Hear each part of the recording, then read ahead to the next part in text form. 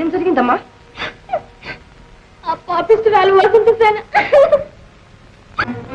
మహారాజా మహారాజా మహారాజా, నేనే మీ వసంత సేనను.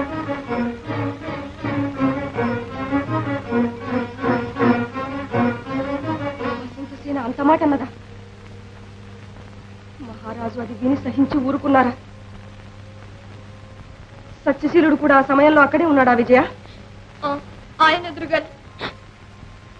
మాతృదేవి ఆజ్ఞకు బద్ధుడై మనోహరుడు ఊరుకున్నా ఆ సత్యశీలుడు ఎలా ఊరుకున్నాడు? అతను నోరు ఎవరు కట్టేశారు? ఎక్కడా సత్యశీలుడు?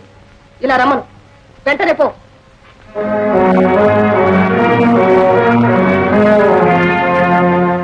మనోహరుడు మండి పడిపోతున్నాడు. మహారాణి కూడా ఉద్రేకంతో ఉంటుంది.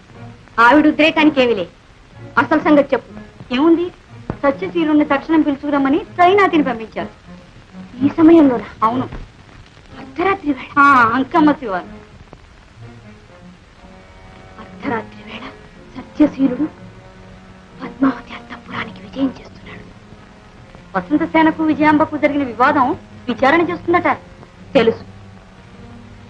అతన్ని పిలిపించింది ఎందుకో నాకు తెలుసు. కానీ దీనికి చిలవలకు పలవలు కల్పించి ఒక్క విషవృక్షం సృష్టించాలి. పద్మావతి అంతఃపురానికి సత్యశీలుడు ఒంటరిగా అర్ధరాత్రి వేళ. ఇదంతా మహారాజు స్వయంగా కళ్ళారా చూచేట్టు చేయాలి. ఇలారా చెప్తాను. మహారాజా మహారాజా, కుంభం మునిగింది, రండి. ప్రభు, తలుపు తీయండి, మహాఘోరం జరుగుతోంది. ఆలస్యం చేస్తే ఇక ఆశ లేదు. ప్రభు, మహారాజా, అయ్యో మహారాజా మహారాజా మహారాజా మహారాజా, ఇంకేముంది మహారాజా, ఈ పాటికి అంతా అయిపోయి ఉంటుంది. అయ్యో, సంగతి ఏమిటో సరిగ్గా చెప్పు. ఇంకేం చెప్పేది మహాప్రభు, మా అమ్మగారు గొంతు ఊరేసి చచ్చిపోతుంది. కళ్ళ చూపు లేదా, అందుతాయో లేదో. ఎక్కడ? ఈ పక్కనే.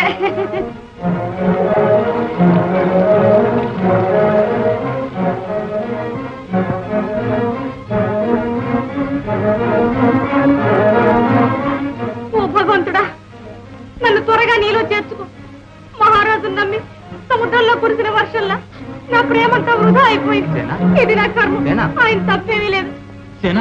ఏమిటి పిచ్చితనం? పిచ్చిదాన్ని అమాయకంగా మిమ్మల్ని నమ్మినందుకు ఇదే నాకు దక్కిన బహుమానం. మహారాజా, ఈ అవమానంతో ఒక్క క్షణం కూడా బ్రతకలేదు. మీ కళ్ళెదుటి ఇలా పచ్చగా చచ్చిపోవడమే నాకు ఆనందం. వదలండి ప్రభు, వదలండి, వదలండి ప్రభు, వదలండి. ఇదొక్కటే నా కడసారి కోరిక. ఇంత బ్రతుకు బ్రతికి వసంత సేన ఆత్మహత్య చేసుకున్నది అని మాట్లాడకండి. ఇదిగో ఈ బాతుతో మీరే మీ చేత్తో ఈ గుండెలో పొడవండి. సందేహించకండి. నీకు మర్చిపోయిందా? నేను ఇంకెవరి కోసం బ్రతకాలి? మీ ప్రేమ హృదయంలో నాకు తావు లేకపోయిన తర్వాత. ఏదో కోపంలో అనిచ్చా. మంచి కోపం. ఏళ్ళ వారికి క్షణం ఆలస్యం చేసినట్లయితే నిండు ప్రాణం నిలువున ఎగిరిపోయేది. ఏమిటే నీ వాగుడు? నోర్ముయ్. ఇదంతా మోసుకుపోయి మహారాజుకు చెప్పకపోతే ఈ పాటికి హాయిగా చచ్చిపోయేదాన్ని. ఇంకా ఏం చెబుదా? అతలకి నన్ను చంపండి, నరకండి, కానీ నిజం ఏనాటికైనా బయటపడక మానదు. లోకం నోరు మూయడానికి మూకుడుందా? ఇక్కడి నుంచి వెడతావా లేదా? నేను పోను. సత్యం కోసం మీరు ప్రాణం బలి చేసుకుంటూ ఉంటే నేను చూస్తూ ఊరుకుంటానా? ఇంకా సత్యం మీరే చూడండి. మహారాణి వారి మందిరంలో ఉండండి అమ్మా. అర్ధరాత్రి వేళ సత్యశీలుడికి ఏం పనుందో. అయ్యో అయ్యో అయ్యో. నిజమేనా ఇది? మహారాజా, వద్దు, నా మాట వినండి. పిచ్చిదానా, విడు సేన, విడు విడు. మహామంత్రి, మహారాజు ఏమనుకుంటున్నారో తెలుసుకోవాలి. ఈ విషయం మహారాజు ఏమీ కల్పించుకోడు. కానీ మనోహరుని గురించే నా మనసు తహతహలాడుతూ ఉంది. ఆ భయం అక్కర్లేదు. మనోహరుడి సంగతి నేను చూసుకుంటాను. మహారాజు ఏమీ కల్పించుకోడు. మనోహరుడి సంగతి నేను చూసుకుంటాను. మహారాజా,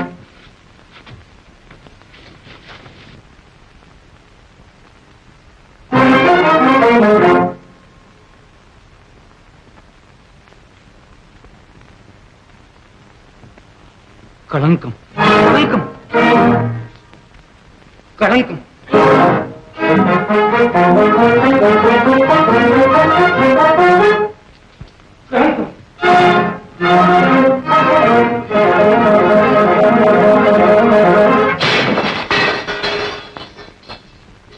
శాంతించండి.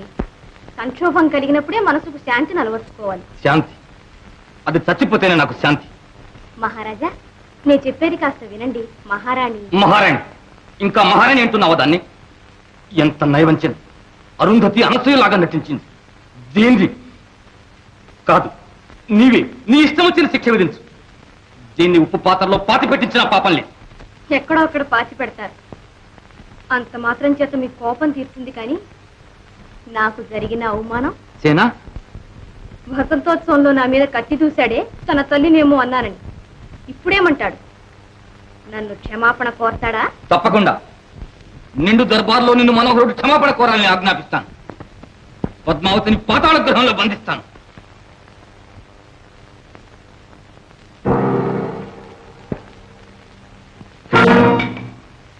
మాతృదేవికి కారాగార శిక్ష, మనోహరుడు ఆ విలయాలని క్షమాభిక్ష వేడుకోవడం. అది 10 మంది పౌరనాయకులు ప్రభువులు ఉండే రాజదర్బారులో ఆ పనికి మారిన వేశ్యను తండ్రి గారే స్వయంగా ఈ శిక్ష విధించారట. కానీ నాయన, ఆయన నీ కన్న తండ్రి అనే మాట మర్చిపోవద్దు. తండ్రట, పరంజ్యోతి లాంటి భార్య, ప్రజ్ఞా ధురంధరుడుకు కుమారుడుండి ఇన్నేళ్ళు వచ్చిన వివేకం అనేది లేకపోయింది. వివేకం మర్చిపోయిన ఆ వివేకం మళ్ళీ ఆయనకు జ్ఞాపకం చేస్తాం. నాయన, పొరపాటున తొందరలో ఈ ఆజ్ఞాపత్రం పంపి ఉంటారు. ఇంతకు వచ్చిన కారణాంతరం తెలుసుకునిరా. ఇంకా కారణం తెలుసుకోవాలా? వద్దత్తయ్య వద్దు. ఈ సమయంలో వారు మహారాజు ఎదురుకు పోవడం మంచిది కాదు. మీరంత మాత్రం అక్కడికి వెళ్ళవద్దు. మనోహర, వెళ్ళిరా. అత్తయ్య, విజయ, వెళ్తాను. జాగ్రత్త, నేను వచ్చే వరకు మీరు తల్లిగారి సమీపానికి కూడా రాకూడదు. విజయ, చూస్తుంటే వెళ్ళొస్తాను.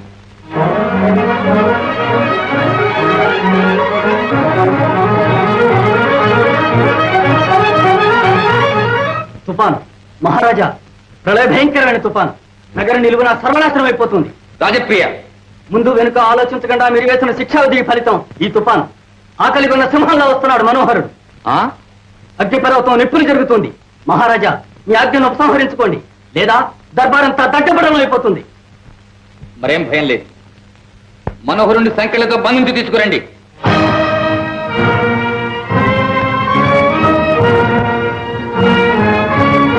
సంకెళ్ళ? మనోహరుడికి సంకెళ్ళ? సంఖ్యలతో బంధించి తీసుకురమ్మని మహారాజు గారి ఆజ్ఞ. సంకెళ్ళ? మనోహర, ఈ శిక్ష కారణమేమిటో నువ్వు మహారాజును అడుగుకుంటున్నావు. చేతులకే గాని నోటికి కాదు కదా ఈ సంకెళ్ళు.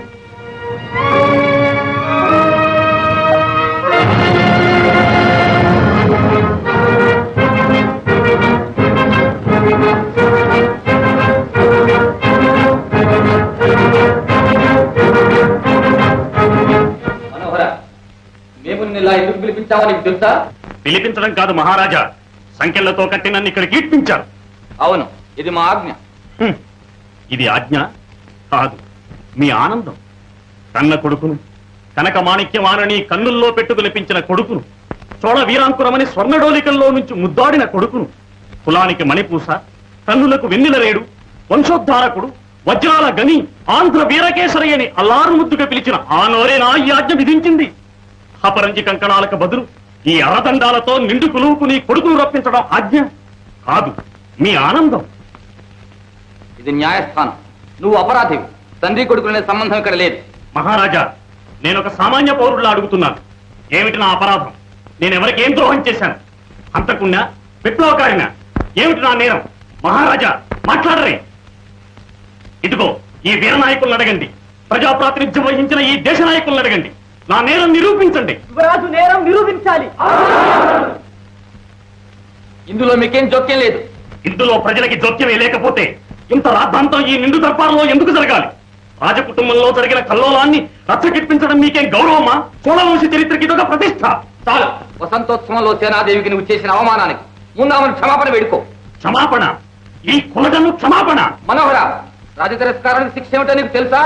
అగ్ని సాక్షిగా పెండ్లాడిన ఇల్లాలని విడిచి ఓ విలయానితో ఈ కులుగు కూటంలో కులుగుతున్న ధర్మద్రోహికి విధించవలసిన శిక్ష కంటే ఏమంత ఎక్కువైంది కాదు. మనోహర చావుకు తెగించావా?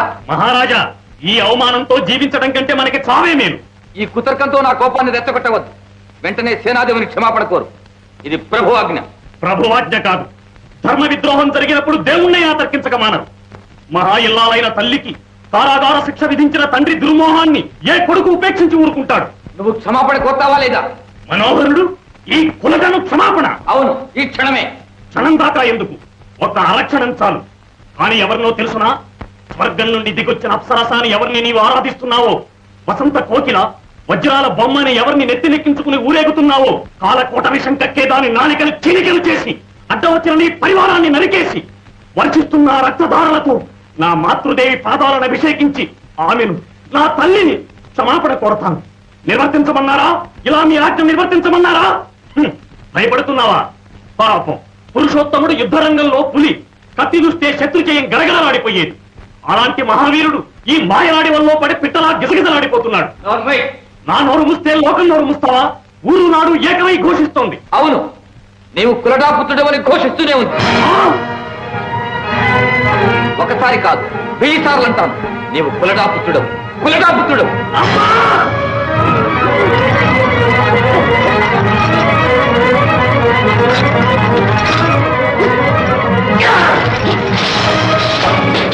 పురుషోత్తమ, లే, అడ్డలే.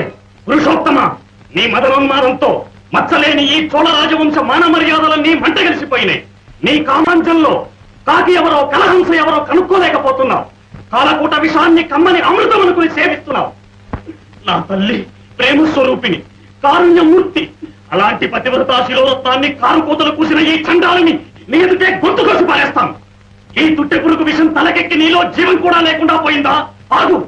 ఆదితో చేసిన రాజ విగ్రహమా, నీకు బలి చేయడానికి ఇదిగో భక్తుడు.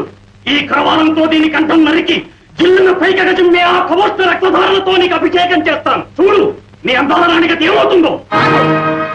ఎవరు? అమ్మా, నువ్వు ఇక్కడికి ఎందుకు వచ్చావు? పాప పంకిలమైన ఈ దర్బారులో పరమ పవిత్రమైన నీ పాదం ఉంచదగింది కాదమ్మా. మనోహర, నిన్ను ఎక్కడికి తప్పించుకుపోతావు? మనోహర, ఆవేశంలో నిన్ను నువ్వు మర్చిపోతున్నావు. ఉండమ్మా, నేను ఇక సహించలేను. నువ్వు క్షమించినా సరే నా తల్లిని అవమానం చేసిన వ్యక్తిని ఒక క్షణం కూడా భరించలేను. అమ్మా, నీ పవిత్ర శరీరం నుండి స్రవించిన ప్రతి రక్త బిందువు ఈ హింసాలోకాన్ని దహించి వేస్తుంది. లేమ్మా. ఆగు. ముందుగా నీ కరవాలంతో నిన్ను కన్న ఈ కడుపులో పొడిచి తర్వాత మహారాజు దగ్గరికి పో. తండ్రితో నువ్వు చేసే ఈ రణతాండవానికి నీ తల్లి శవాన్ని రంగస్థలం చెయ్యి. అమ్మా, ఇదిగో నీ తల్లి. ముందు నన్ను చంపి తర్వాత నీ ఇష్టం వచ్చేట్లు చెయ్యి. అమ్మా.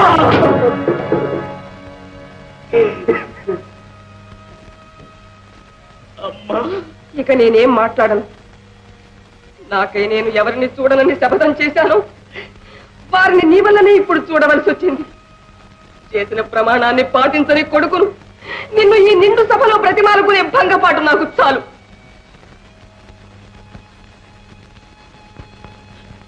అమ్మా, ఇప్పుడు నన్ను ఏం చేయమంటావు? ఆ కత్తినిలా ఇవ్వు.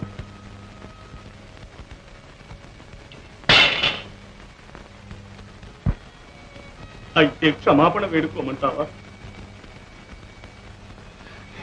నాయనా మనోహర, నీ తల్లి ఓ పిరికి పంద కడుపున పుట్టలేదు. వీరపత్ని, వీరమాత.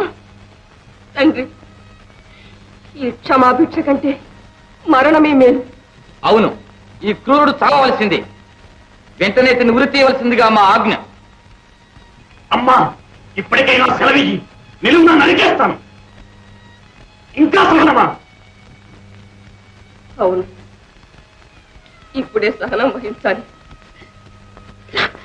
అయితే నేను చావవలసిందే. చావవలసిందేనా? ఈ కొడుకు మనోహరుడు చావవలసిందేనా? అవును, చావవలసిందే. తండ్రి కొడుకును చంపమని ఆజ్ఞ ఇవ్వడం, అందుకు కన్న తల్లి అంగీకరించడం, ఇంతటి అదృష్టం ఎవరికి లభిస్తుంది నాయన? ఓ తండ్రి,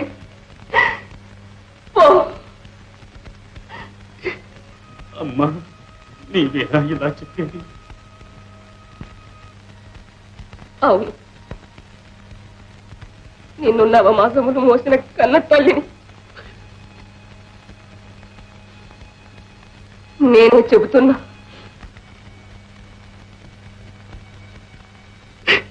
అమ్మా నిన్ను విడిచిపెట్టి నీ విధిని నిర్వర్తించు. అమ్మా